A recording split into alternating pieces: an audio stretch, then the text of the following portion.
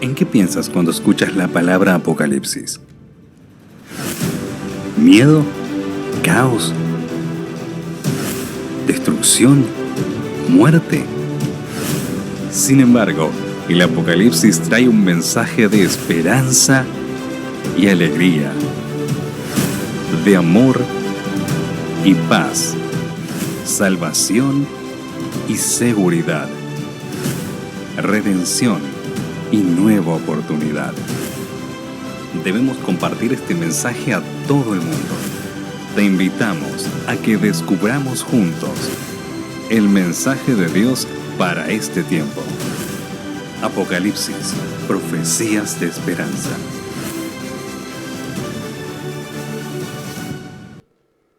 Qué alegría, mis amigos, encontrarnos nuevamente para estudiar la palabra de Dios en este seminario.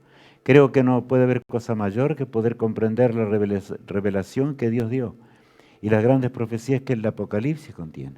Pero el tema de hoy es vital para poder entender. ¿Quién realmente es el personaje central del Apocalipsis?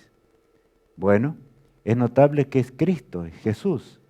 Y vamos a ver acerca de ello en forma específica, porque Dios quiere que entendamos esto para que podamos comprender luego las grandes profecías que aparecen en el Apocalipsis. Y como sabemos que el Apocalipsis encuentra su lenguaje en todas las Sagradas Escrituras, o sea, la concentración de las imágenes de lo que aparece en toda la palabra de Dios.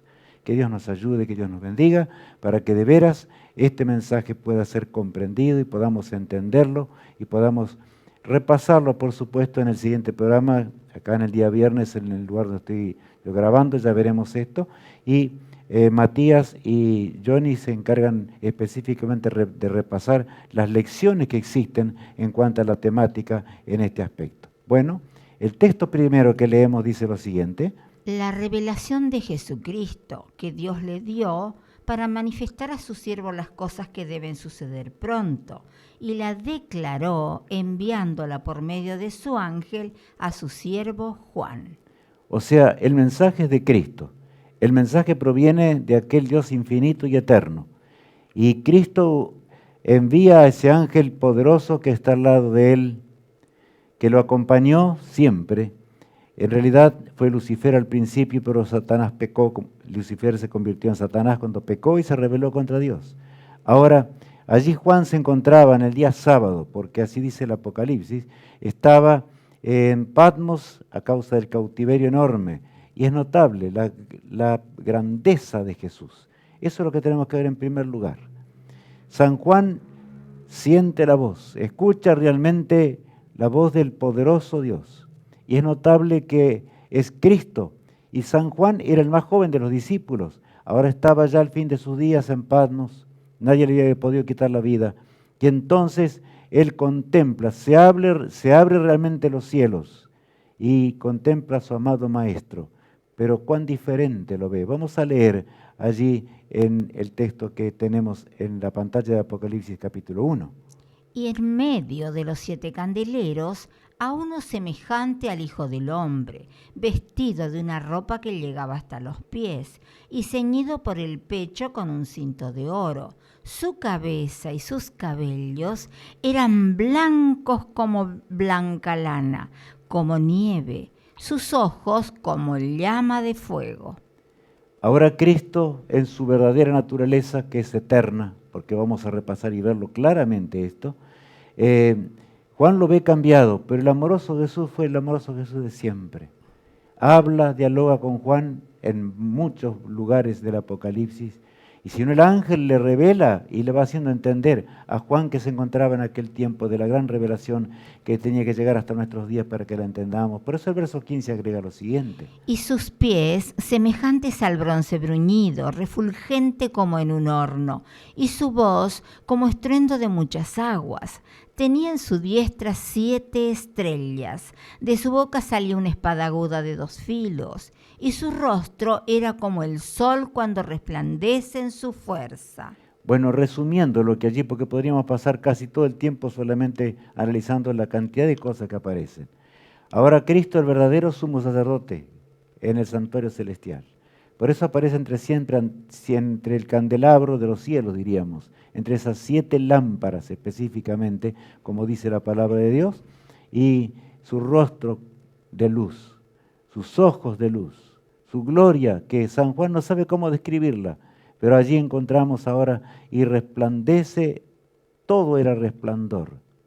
Ese es el personaje central del Apocalipsis, el cual vamos a estudiar en el día de hoy. El único que puede revelar la historia. ¿Quién es ese único que puede revelar la historia? Bueno, leamos el versículo 6 del capítulo 5. Y miré y vi que en medio del trono y de los 4 seres vivientes y en medio de los ancianos estaba en pie un cordero como inmolado, que tenía 7 cuernos y 7 ojos, los cuales son los 7 espíritus de Dios enviados por toda la tierra. Juan ve un cuadro muy particular.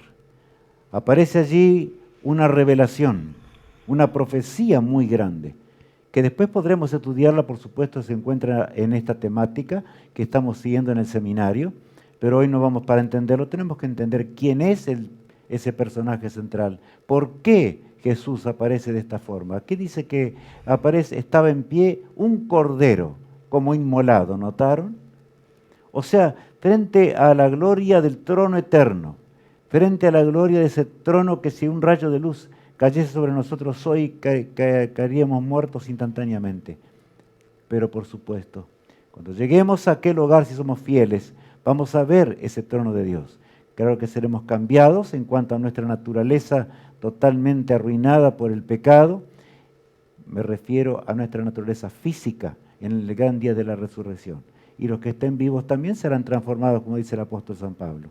Es notable, nadie podía abrir esos 7 sellos, pero había uno que sí, uno y tiene que ver con la historia de la iglesia, que por supuesto él presenta en esos 7 sellos, pero vamos a leer el versículo 7 en adelante.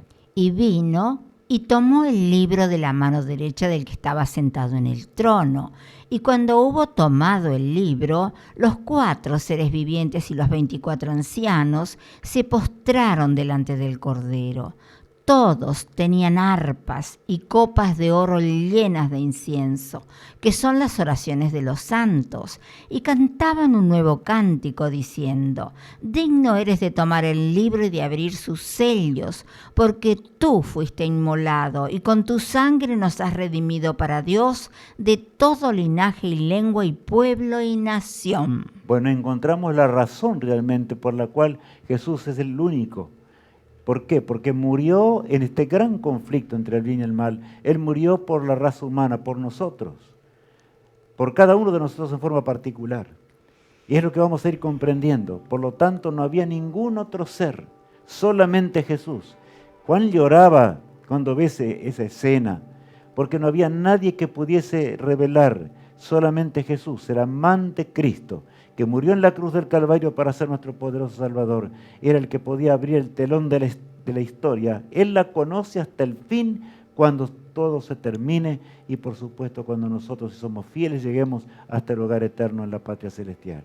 El único que puede revelar, repito, la historia es Jesús. Vamos a leer ahora el apóstol Pablo, porque habla también de esto y dice lo siguiente: Mas ahora que habéis sido libertados del pecado y hechos siervos de Dios, tenéis por vuestro fruto la santificación y como fin la vida eterna.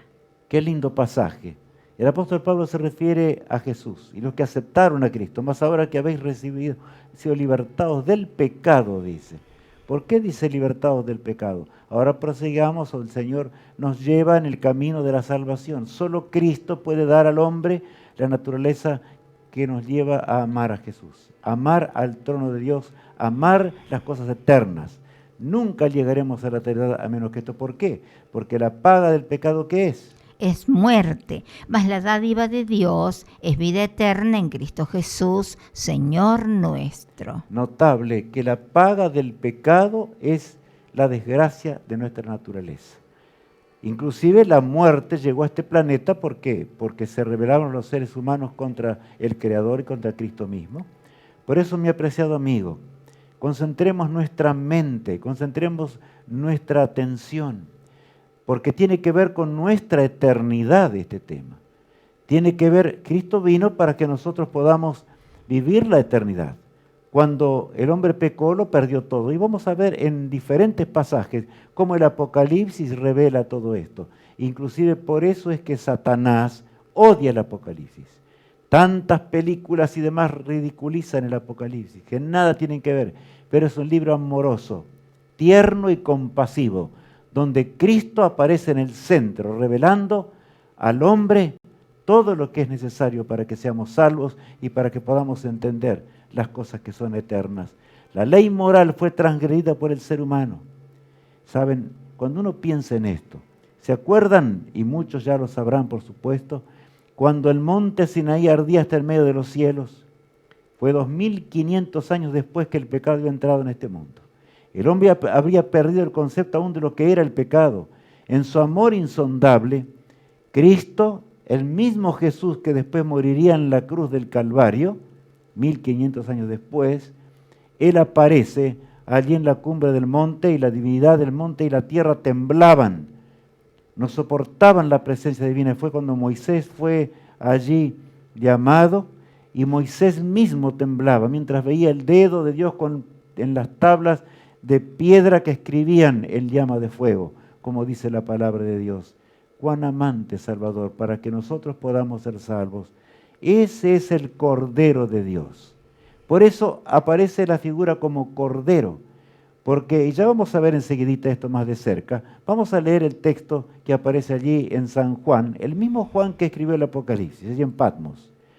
Mucho antes de ese momento escribe un pasaje muy grande en sus epístolas. Allí, San Juan, perdón, no dije en el Evangelio de San Juan, capítulo 1, versículo 29 y 30 dice: El siguiente día vio Juan a Jesús que venía a él y dijo: He aquí el Cordero de Dios que quita el pecado del mundo.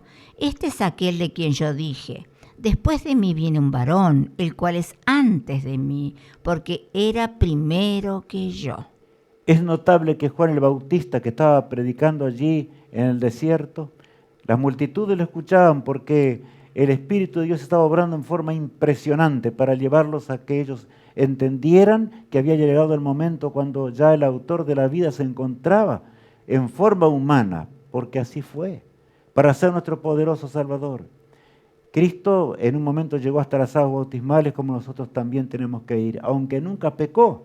Vemos este cuadro y se llama el Cordero porque el corderito que simbolizó a Jesús durante todo el tiempo, el periodo de 4000 años, antes que Cristo llegase hasta ese momento dramático, ¿verdad?, de su muerte.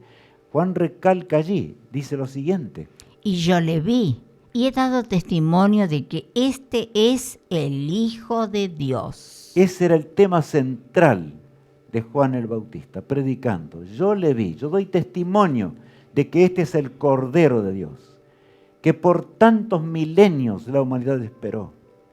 Tantos millones de corderos habían sido sacrificados para que entendiese todo el pueblo de Dios lo que Cristo y cómo Cristo iba a lograr nuestra salvación. Ahora bien, allí notamos en Hechos capítulo 4, el versículo 12, algo muy importante, y dice así: Y en ningún otro hay salvación, porque no hay otro nombre bajo el cielo dado a los hombres en que podamos ser salvos. Yo les pregunto, ¿podemos ser salvos en algún otro nombre? ¿En algún nombre de los apóstoles? ¿Algún nombre de las piadosas mujeres que estaban en el tiempo de Jesús? ¿Podemos ser salvos a través de eso? No. Solamente a través del Cordero, como dice allí, de forma muy clara está hablándonos el apóstol, ¿verdad?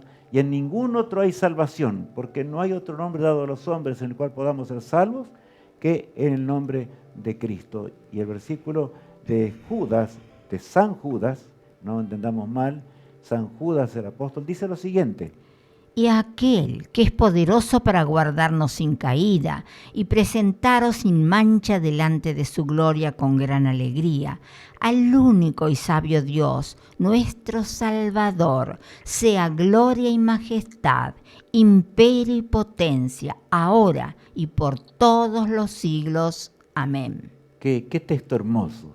Qué contenido enorme tiene este pasaje de la palabra de Dios. Él es el único, el poderoso que puede salvarnos, el único Dios nuestro Salvador, que posee gloria y poder de vida en sí mismo, el que tiene que crearme de nuevo a mí, en mis pensamientos, en todo lo que soy, para que un día pueda habitar la eternidad. Por eso es que no hay otro nombre, como leíamos recién. No hay otro personaje, y ese es el personaje central que nos da la gran revelación del Apocalipsis, como estamos estudiando. Ahora continuamos leyendo allí en Apocalipsis 1, el versículo 5. Y de Jesucristo el testigo fiel, el primogénito de los muertos y el soberano de los reyes de la tierra, al que nos amó y nos lavó de nuestros pecados con su sangre. Es notable las frases que allí se presentan. Podríamos detenernos mucho tiempo también. Y de Jesucristo el testigo fiel, el primogénito de qué? De los muertos. Habla de la muerte de Cristo, de la muerte expiatoria. Él gustó solo Él la muerte eterna en la cruz del Calvario, para que nosotros no gustemos de esa muerte eterna. Y aunque tenemos que sufrir en esta vida y cuantas cosas más, nuestro peregrinaje es breve, es corto. Y si tan solo queremos, viviremos la eternidad. Pero para eso tenemos que creer en Jesús. Tenemos que aceptar este personaje central del Apocalipsis como nuestro poderoso Salvador. Porque leemos a continuación en el versículo 6 y 7. Y nos hizo reyes y sacerdotes para Dios, su Padre. A Él sea gloria e imperio por los siglos de los siglos. Amén. He aquí que viene con las nubes, y todo ojo le verá, y los que le traspasaron, y todos los linajes de la tierra harán lamentación por Él. Sí, amén. Alicia, sí. Detente un poquitito allí nomás. Yo soy el alfa y el omega, principio y fin, dice el Señor, el que es y que era y que ha de venir, el Todopoderoso. Bueno, yo quería recalcar algo allí en forma muy, muy enfática. Porque Cristo, dice, nos ha hecho reyes y sacerdotes. Durante un periodo de 1000 años habremos de reinar con Jesús. Habremos de ver el trono de Dios. Habremos de contemplar el vasto universo de Dios. Cosas impresionantes. Solo Cristo puede hacer eso por el hombre. Él está en los cielos ahora, en este tiempo. Y yo lo quiero decirles que hasta el final de su intercesión. ¿Queremos nosotros realmente la salvación? Por eso el Apocalipsis es el evangelio más grande que podemos entender. ¿Y cuántos seres humanos dicen que el Apocalipsis es un libro que no se entiende, que no se comprende? Claro, si no entendemos el plan de salvación, si no entendemos, si no queremos hacer la voluntad de toda la palabra de Dios, ¿podremos entender el Apocalipsis? No, de ninguna manera. Por eso él agrega al finalizar el versículo 8 que dice: yo soy alfa y omega, el principio y el fin, dice el Señor. O sea, no hay otro fuera de él. Recalca su divinidad. Solamente un ser eterno podía rescatarnos de la desgracia del pecado que nuestros padres cometieron y por supuesto entramos en este dramático conflicto entre el bien y el mal, fuente de su poder. Y allí queda la pantalla en oscuro un momento. ¿Dónde está la fuente de su poder? Hoy se mencionaba, Juan lloraba porque no podía abrir los 7 sellos, pero los seres más excelsos de gloria que están en torno al trono de Dios exclaman: no llores, Juan, porque aquí aparece, ahí está el Cordero. Y el Cordero es Cristo. Por eso dice allí en el libro de Isaías 7:14, cómo Él llegaría a este mundo a convertirse en el Cordero. Leamos. Por tanto, el Señor mismo os dará señal. He aquí que la Virgen concebirá y dará a luz un hijo, y llamará su nombre Emmanuel. Saben, esto es hermoso. Isaías, casi 7 siglos antes de que Cristo viniese al mundo, habla y dice en forma enfática y da una señal, una profecía. No podemos entender el Apocalipsis y las profecías del Apocalipsis separadas del resto de las profecías de la palabra de Dios. Y dice que Cristo nacería de una virgen. Está clarito en la palabra de Dios. Y que solamente así, y su nombre fue dado. ¿Cómo se llamaría? Emmanuel, dice aquí la palabra de Dios. Leamos a continuación. Pero tú, Belén Efrata, pequeña para estar entre las familias de Judá, de ti me saldrá el que será Señor en Israel, y sus salidas son desde el principio, desde los días de la eternidad, pero los dejará hasta el tiempo que dé a luz la que ha de dar a luz. Qué impresionante la conexión entre un pasaje y el otro, ¿notaron? Claro, hay 8 siglos de diferencia, pero así es la palabra de Dios, inspirada por el Espíritu Santo de Dios. Y da a entender, ¿verdad? El libro de Miqueas habla, yo dije mal porque en Miqueas es el profeta del Antiguo Testamento también, pero él mucho tiempo antes que ocurriera da una señal muy grande de dónde vendría Jesús, dónde nacería. En Belén de Judá, dice allí claramente, y Cristo nació en Belén. Y cuando la Virgen María llegó al tiempo del nacimiento de Cristo, San José buscaba un lugar para que naciese el Salvador del mundo. ¿Y lo encontró? No lo encontró, nosotros conocemos la historia. No había un lugar en este mundo de pecado, y nació en un pesebre, en el pesebre de Belén. Pero saben, en él encontramos el escondedero de su poder. Cristo se hizo humano, estuvo en el vientre de la Virgen María un día, engendrado por el Santo Espíritu de Dios. ¿Por qué? Para también participar de la naturaleza humana. Cuidado, porque aquí viene un punto que es fundamental. A veces algunos dicen, bueno, la Virgen era santa. No, la Virgen necesitaba de Jesús para ser salva también. Era virgen porque ella no estaba casada y era una mujer pura, no había visto nunca varón, como dice la palabra de Dios.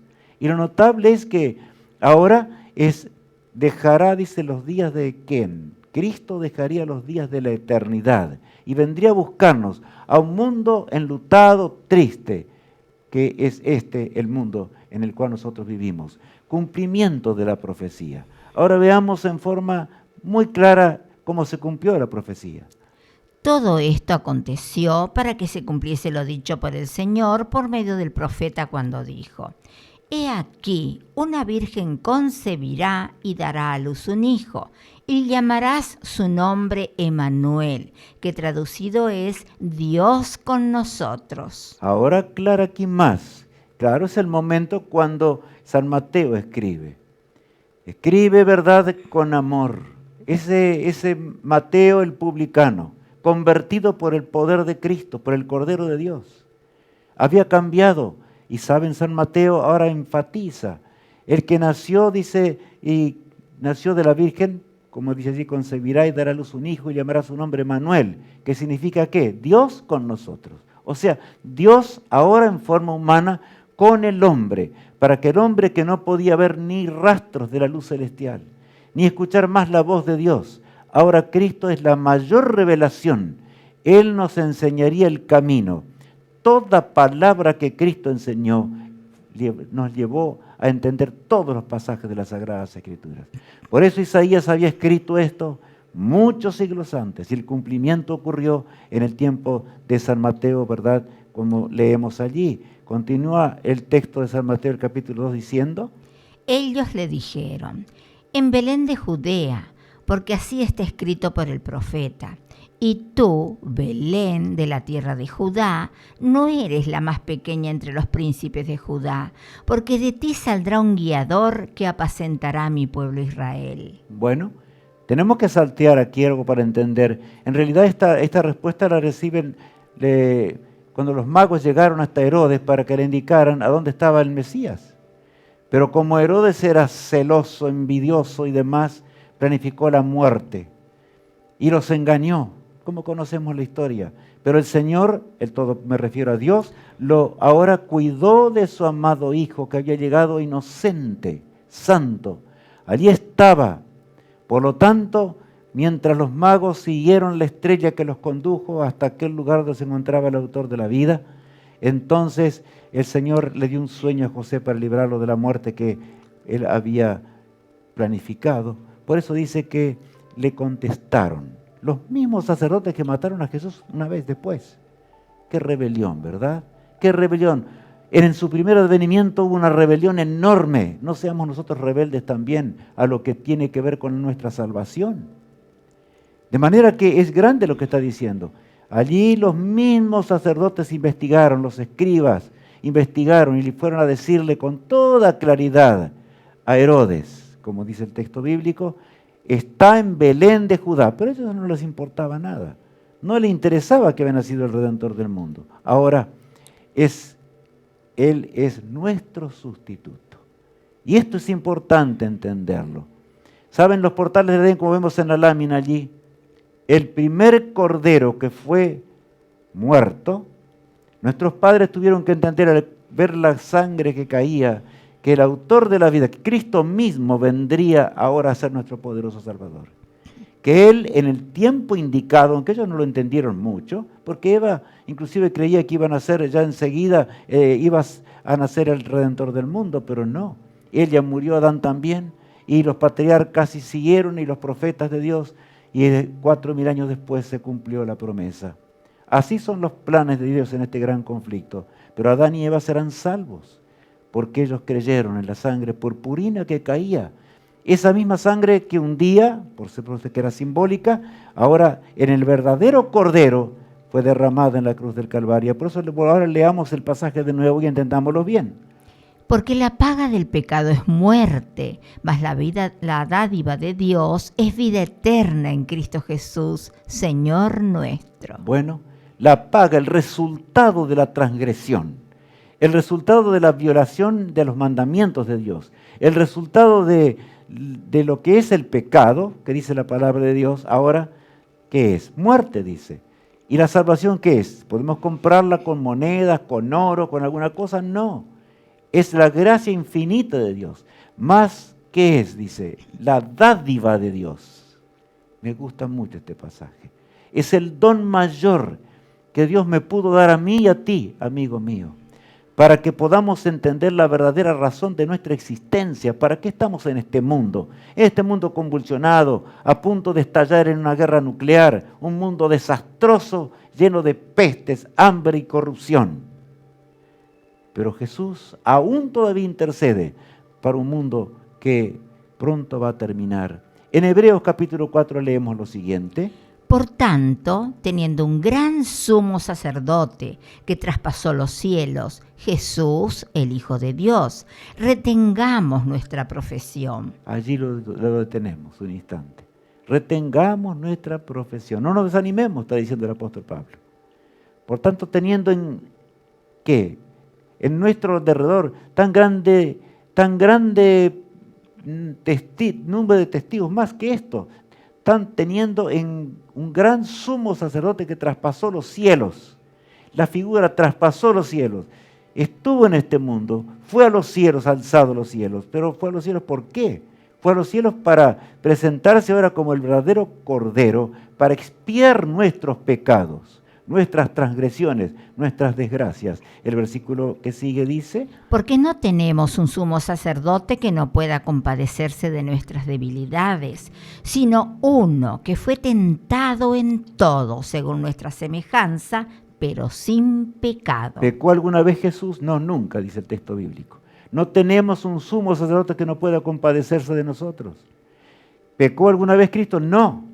Él no pecó, pero sintió lo que significa el pecado. Él nos comprende en gran manera. Por eso agrega el verso 16. Acerquémonos pues confiadamente al trono de la gracia, para alcanzar misericordia y hallar gracia para el oportuno socorro. ¿Queremos realmente acercarnos al trono de la gracia?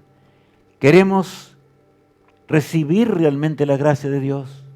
Es el don infinito de Dios, de aquel que traspasó los cielos, como leíamos hoy. Realmente las palabras humanas faltan para narrar lo que significa el plan de salvación. En ese amado Hijo de Dios, en el Creador de todas las cosas, ya vamos a leer varios pasajes más enseguidita que tienen que ver y nos explican más claramente todavía. Es nuestro sustituto. ¿Por qué? Continuamos ahora viendo. Porque primeramente os he enseñado lo que asimismo recibí, que Cristo murió por nuestros pecados conforme a las Escrituras. Conforme a toda la palabra de Dios. En el Apocalipsis se recalca una y otra vez la muerte de Cristo, el Cordero de Dios. Pero ¿saben? Allí está hablándonos con toda claridad. Vamos a continuar leyendo este pasaje hermoso. y que fue sepultado y que resucitó al tercer día conforme a las Escrituras. De manera que es muy claro el apóstol Pablo, allí le habla a los corintios, ¿verdad? A nosotros también, inspirado por Dios, que Cristo murió y resucitó. Murió para ser nuestro poderoso Salvador. Ahora, solamente un esbozo de una gran profecía que vamos a ver luego, a entenderla mejor. Solamente estamos observando allí. ¿Qué dice el texto de San Juan 3:16? Porque de tal manera amó Dios al mundo que ha dado a su Hijo unigénito, para que todo aquel que en Él cree no se pierda, mas tenga vida eterna. El don fue dado, pero notaron que el texto dice para que todo aquel que en Él cree no se pierda, mas tenga ¿qué? Vida eterna. De manera que tenemos que creer, entender el Cordero de Dios. Esa visión fue dada a Daniel, esta profecía que estamos viendo. Vamos a leer Daniel 8:14. Y él dijo, hasta 2300 tardes y mañanas, luego el santuario será purificado. Dios había ordenado 1500 años hasta antes que llegara el autor de la vida a esta tierra. He aquí que fue hecho un santuario, símbolo del santuario celestial. Se los digo así rápido, para que podamos comprender. Pero miren, que dice ahora el apóstol Pablo en Gálatas 4:4. Pero cuando vino el cumplimiento del tiempo, Dios envió a su Hijo, nacido de mujer y nacido bajo la ley. Qué notable, ¿verdad? Cristo, el poderoso Salvador, no nació así nomás, sino que todas las profecías se conjugaron. Esa enorme profecía que estamos viendo allí, cuando vino el cumplimiento del tiempo. Veamos un instante solamente. En realidad esta es la profecía que marca al autor de la vida llegando a esta tierra y su obra expiatoria por nosotros. Pero no es el tema de hoy, solamente un breve esbozo para que podamos entender algunas cosas que vienen después. Allí tenemos 2300 días proféticos o años literales, ¿verdad? Y entonces leemos o vemos 490 años serían dedicados para el pueblo de Israel, que andaba mal, no quería hacer la voluntad de Dios. Como siempre, la mayoría se rebeló, pero la mayoría no va a ser salva, como ya sabemos. También pasarían 1810 años más en nuestro tiempo hasta que el Señor ahora llegase ya al final de su expiación en el santuario celestial, pero tenemos que ver un poco más acerca de ello. En el 457 comienza esta profecía. No vamos a ver los pasajes porque solamente estamos teniendo conceptos hoy, ¿verdad? En el 408 se termina ya de construir muchas cosas que tenían que ver con el templo donde Cristo mismo, el Salvador del mundo, vendría y estaría allí en este mundo. Cristo nació y en el año 27, como allí vemos, he aquí que llegó hasta el Jordán, como veíamos recién. Ese Cordero, por eso Juan dice aquí el Cordero de Dios que quita el pecado del mundo. No quería bautizar a Jesús, porque es lógico. ¿Cómo no podía entender? Jesús le dice, es necesario, Juan, que toda justicia se cumpla así. No tenía pecado, pero es nuestro ejemplo cómo se inicia la vida cristiana. Ahora, Cristo, después de estar con sus discípulos, haciendo el bien y enseñando las verdades eternas, 3 años y medio, porque era una semana profética aquella, ¿verdad?, que estamos viendo, a la mitad de la semana, exactamente, en el día pascual exacto, no vamos a entrar a explicar hoy, en el año 31 murió. En la cruz del Calvario, un viernes. Qué tremendo entender esto. Ahora bien, y allí se terminan las 70 semanas que Dios le había dado para Israel como nación elegida para darle mensaje al mundo. Y no quisieron, por lo tanto, no se anuló la salvación para los hebreos, no. Pero dejaron de ser los depositarios de las verdades eternas que ahora tienen que ser llevadas a toda la tierra y el Señor sigue adelante porque la obra de Dios nunca fracasará. En el año 70 fue destruida Jerusalén, como Jesús lo había anunciado ya, completamente anulada. Y ahora llegamos a cumplir en 1844 el comienzo del fin de su juicio, en el juicio investigador. Solamente un esbozo y pasamos allá a algo. Es un breve tiempo después de 1844 en el cual nuestro gran sumo pontífice, el único sumo pontífice que hay quienes quieren ser sumo pontífice aquí en la tierra, pero no lo son. ¿Dónde está el sumo pontífice? En los cielos. En un tiempo corto, de 1844 en adelante, él habría de terminar con la obra de expiación y vendría para buscarnos otra vez y llevarnos a un hogar eterno, donde no hubiese más lágrimas, ni tristeza, ni dolor, como vemos allí, aunque es pequeña la lámina, pero alcanzamos a observar. ¿Desde cuándo existe nuestro amante Salvador? Bueno, sabemos que es de la eternidad, pero leamos en San Juan 17 ahora, en la oración sacerdotal de Jesús, antes de ir al Getsemaní, se detiene y los discípulos escuchan estas palabras. Y esta es la vida eterna, que te conozcan a ti, el único Dios verdadero, y a Jesucristo, a quien has enviado.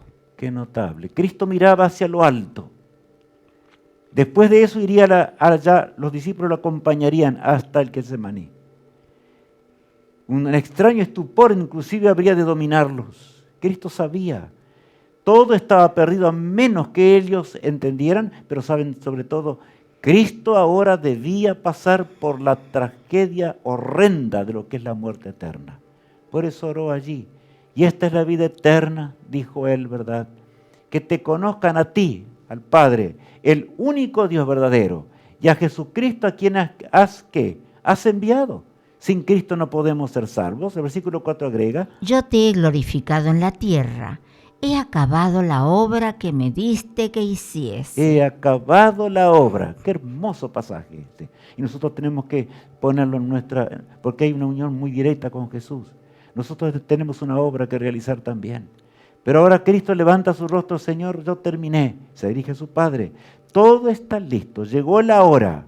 Yo debo ir a ese lugar. El versículo 5 es muy importante con el título y dice así: Ahora pues, Padre, glorifícame tú al lado tuyo, con aquella gloria que tuve contigo antes que el mundo fuese. Entonces, ¿desde cuándo existe Jesús? Desde el siglo y hasta el siglo. Es eterno. Y lo recalco porque hay quienes quieren negar la realidad en cuanto a la naturaleza de Cristo. Cristo es eterno. Se humanó para ser nuestro Salvador, por amor, como dice la Escritura, ¿verdad? Ahora leemos allí en Romanos capítulo 9. De quienes son los patriarcas y de los cuales, según la carne, vino Cristo, el cual es Dios sobre todas las cosas, bendito por los siglos. Amén. Todos los patriarcas y profetas que a través de la historia humana existieron. Y aquí que se concentraron en ese divino Redentor que habría de venir. Por eso tuvieron fuerzas para hablar, fuerzas para recibir profecía, fuerzas para predicar. Era la única forma, continúa diciendo allí el apóstol Pedro: Los profetas que profetizaron de la gracia destinada a vosotros inquirieron y diligentemente indagaron acerca de esta salvación. Qué notable, indagaron todos acerca de esta salvación. De manera que en realidad recalcan acerca del apóstol Pedro de Jesús exclusivamente. El versículo 11 agrega: escudriñando qué persona y qué tiempo indicaba el Espíritu de Cristo que estaba en ellos, el cual anunciaba de antemano los sufrimientos de Cristo y las glorias que vendrían tras ellos. Yo solamente explicaré una partecita, ¿notaron? Todos escudriñaron y encontraron ¿qué? Encontraron los sufrimientos de aquel que el paciente varón de dolores, y encontraron las glorias que vendrían después.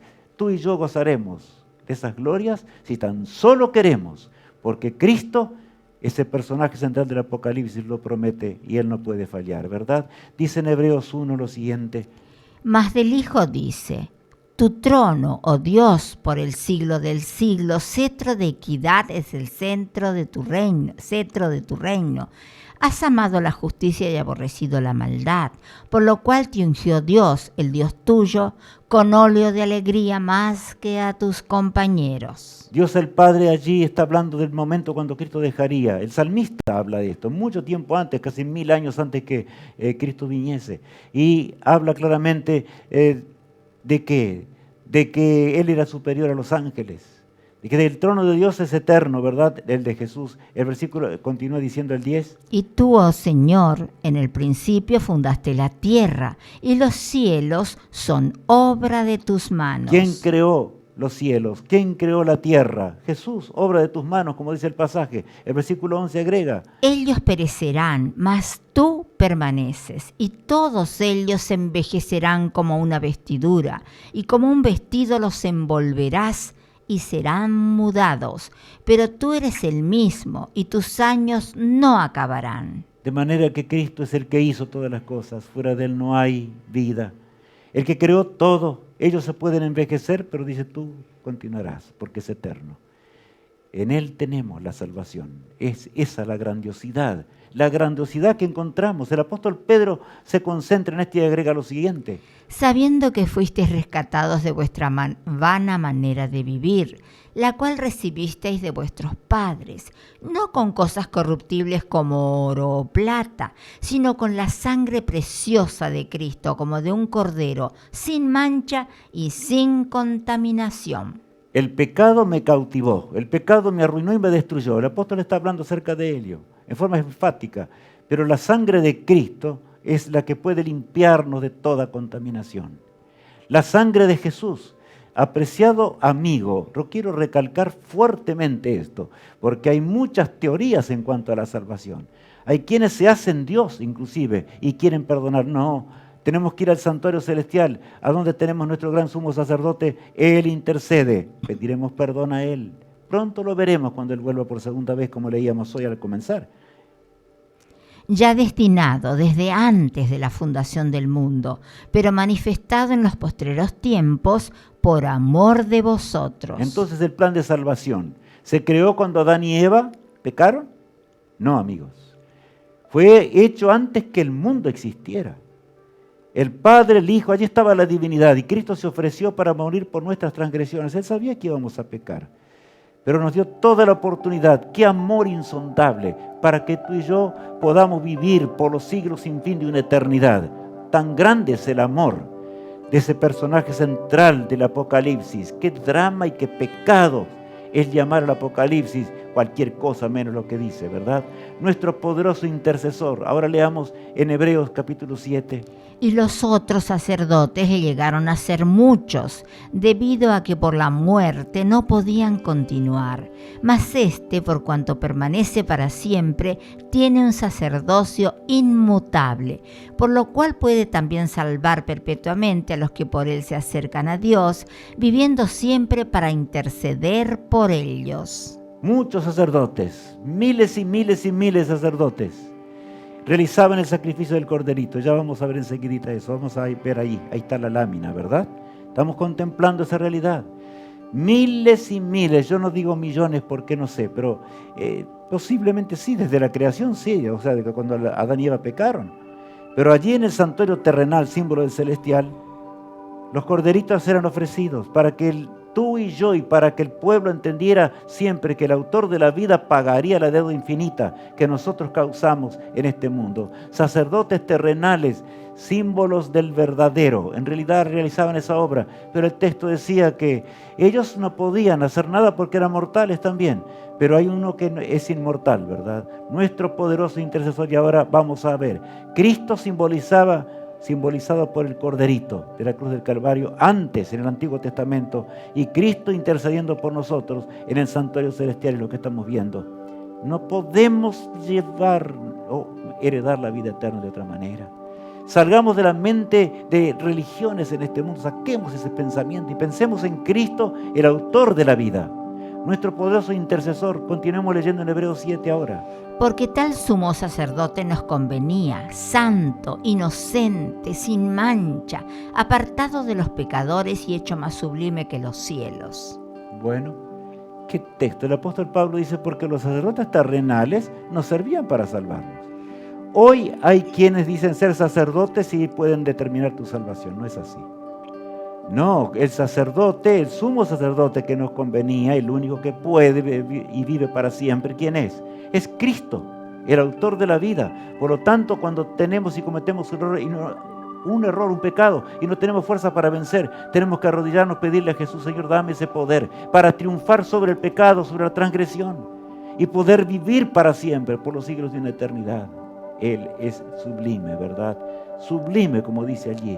Y el 27 agrega, que no tiene necesidad cada día, como aquellos sumos sacerdotes, de ofrecer primero sacrificios por sus propios pecados y luego por los del pueblo, porque esto lo hizo una vez y para siempre, ofreciéndose a sí mismo. ¿Tenían pecado los sacerdotes terrenales? Sí tenían pecados, como nosotros tenemos pecado. En el sagrado ministerio que se realizaba, ¿verdad? Tenía que ver exclusivamente, ellos tenían que entender, el pueblo tenía que entender. Ahora, ¿entiende el mundo esta realidad? No la entiende. Ese es el problema. Tenemos que llevar a Jesús al mundo. El mundo necesita beber las aguas cristalinas de ese evangelio eterno, del cual nos habla el Apocalipsis y toda la Biblia en forma impresionante. La seguridad que nos da Jesús de la vida eterna, como vemos allí, sí, es segura. Porque miren lo que dice Apocalipsis 2:8.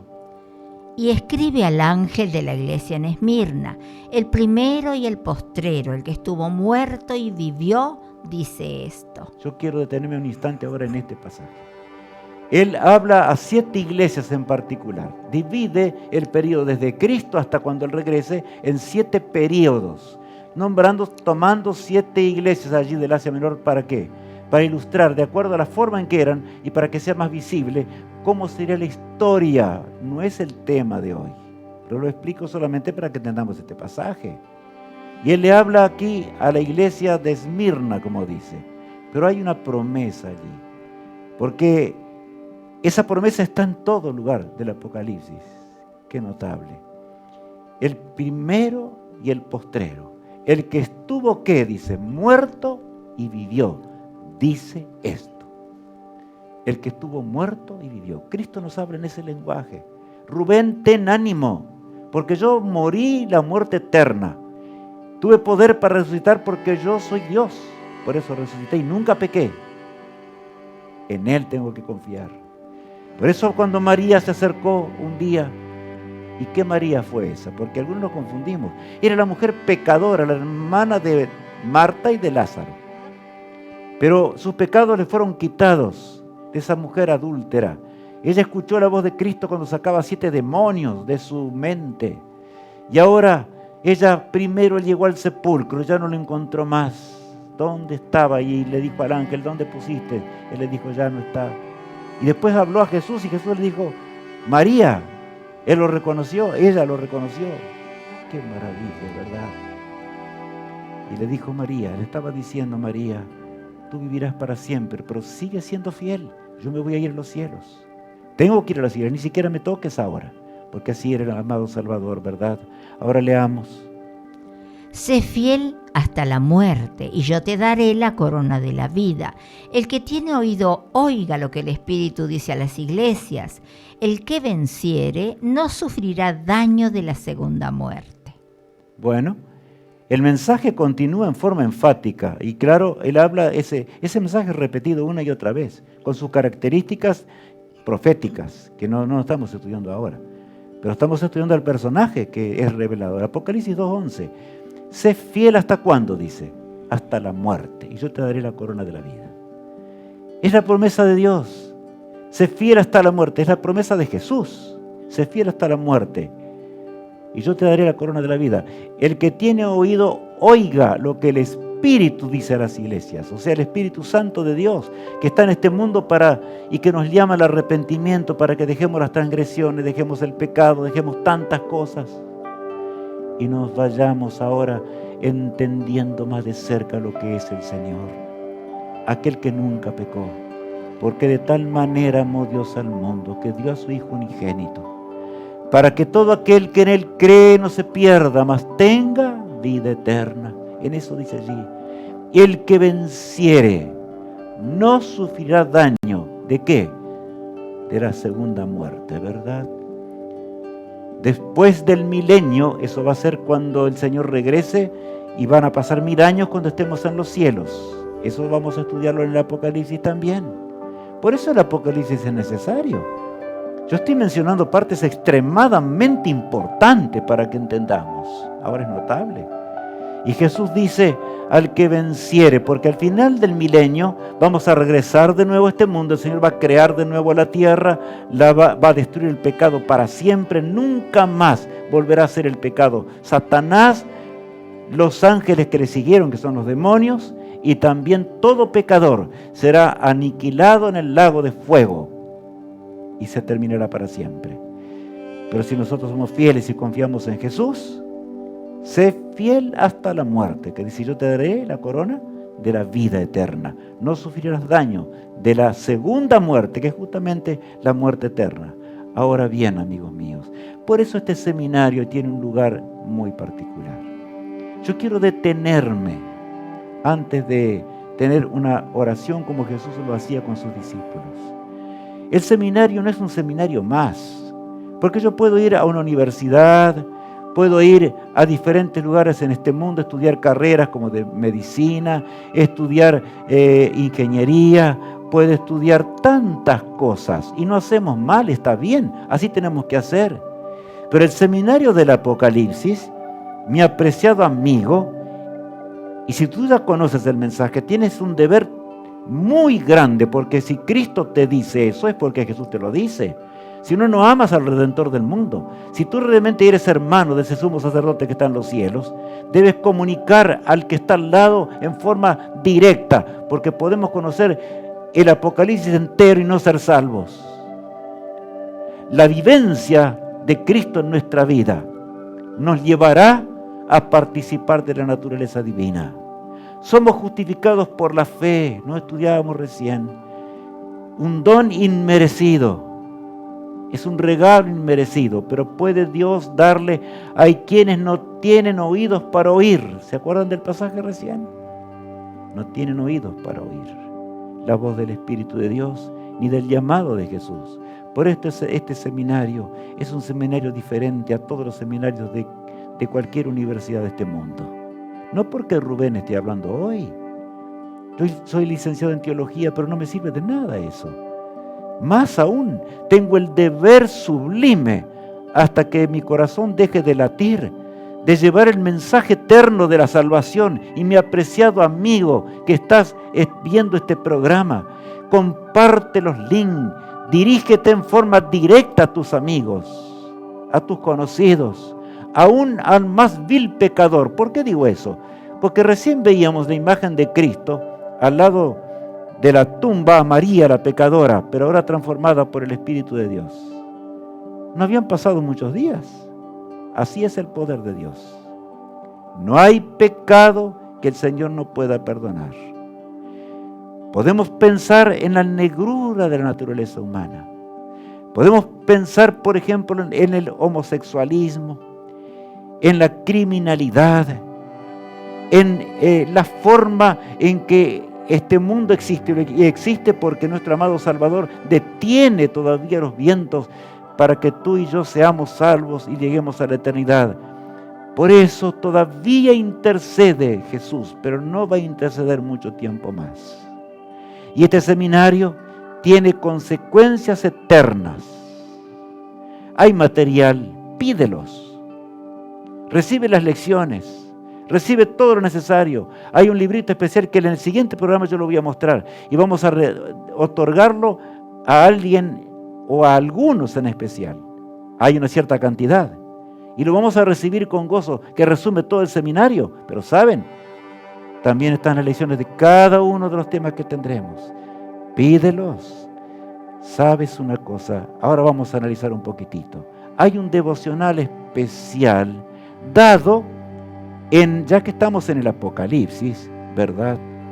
Juan vio la revelación en el día sábado, como dice, en el día del Señor, dice la palabra de Dios. Ese devocional es dado por Matías López, a las 9:30 de la mañana. Y como recordatorio podemos ver ese programa y recordemos el momento tan sagrado y maravilloso cuando esta visión fue dada, y me refiero a la revelación del Apocalipsis. Ese mensaje profético enorme para el pueblo de Dios, para que podamos recorrer el camino hasta cuando lleguemos a la ciudad celestial. ¿Qué haremos?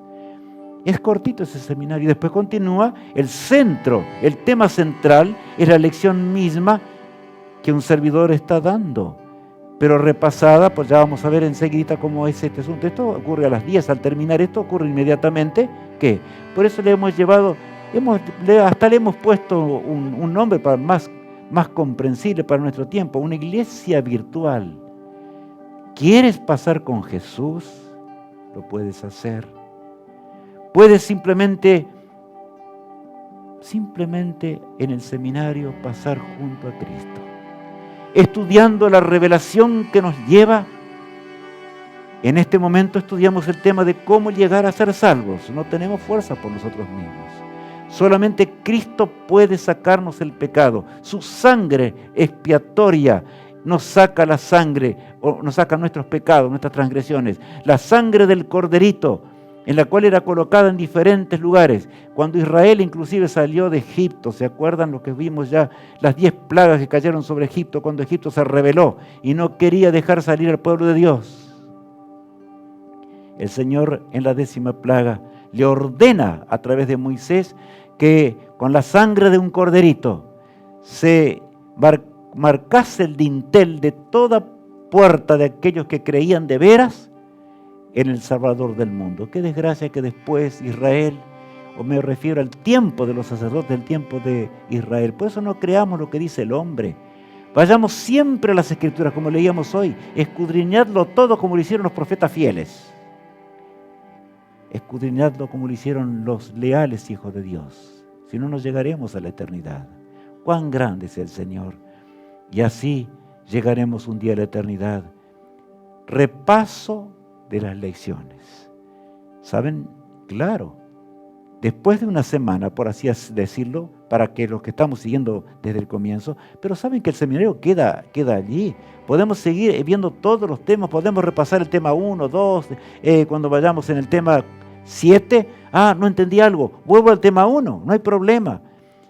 Este tema va a ser repasado también, pero ¿cuándo?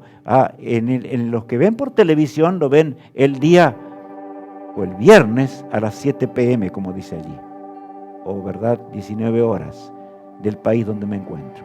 Pero mi amigo, lo que interesa es que entendamos, que seamos salvos, que lleguemos a la eternidad, que podamos vivir para siempre por los siglos sin fin de un mundo en el cual no acabará jamás, en donde tendremos de nuevo derecho al árbol de la vida, en donde podremos beber de las aguas que provienen y salen y emanan del trono de Dios, como dice el Apocalipsis. El Apocalipsis es admirable, es hermoso.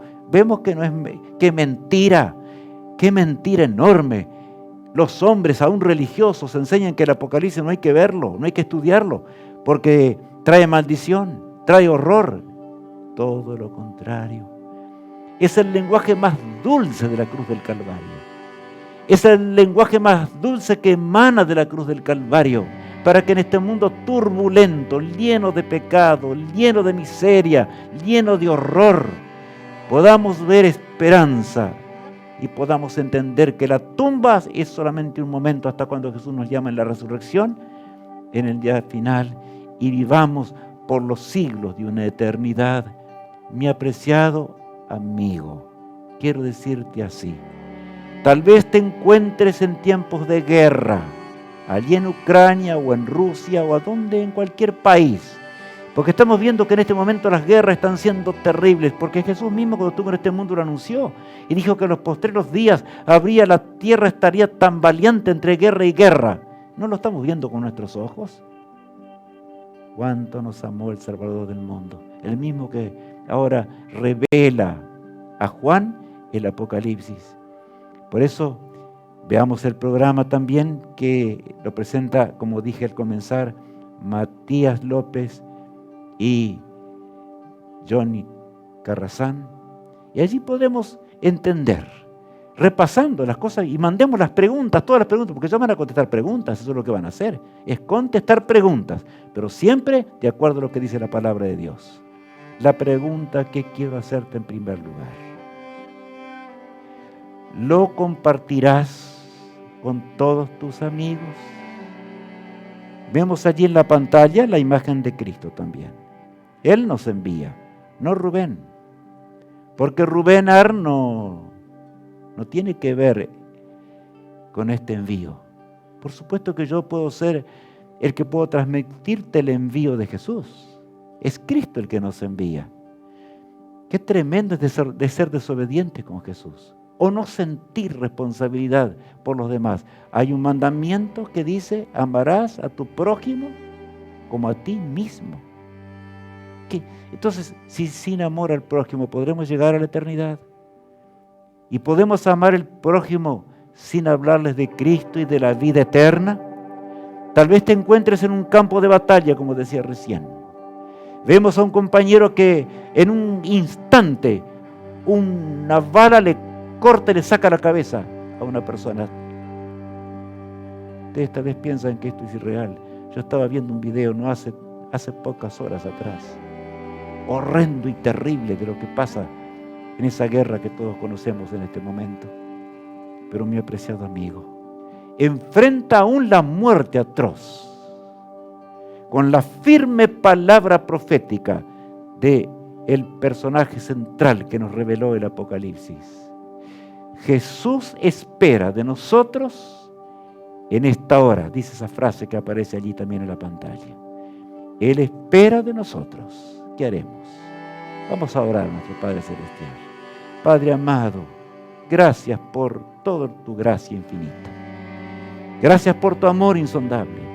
Gracias por la revelación que está en las Sagradas Escrituras, pero sobre todo en este seminario del Apocalipsis. Señor, llévanos de cerca, estudiando las cosas de la eternidad. Que podamos comprenderla y compartirla para gozarnos pronto en la eternidad cuando nos veamos, para comer juntos del árbol de la vida. En el nombre de Jesús te lo pido. Amén. Que Dios te bendiga, te guarde y te sostenga. Y hasta el próximo programa.